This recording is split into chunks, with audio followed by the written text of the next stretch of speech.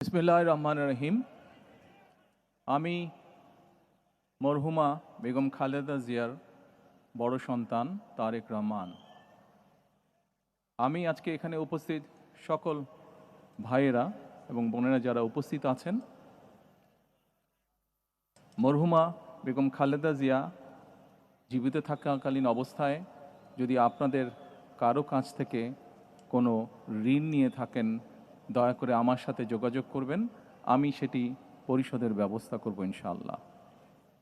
একই সাথে উনি জীবিত থাকাকালীন অবস্থায় ওনার কোনো ব্যবহারে, ওনার কোনো কথায় যদি কেউ আঘাত পেয়ে থাকেন, তাহলে মরহুমার পক্ষ থেকে আমি আপনাদের কাছে ক্ষমা প্রার্থী।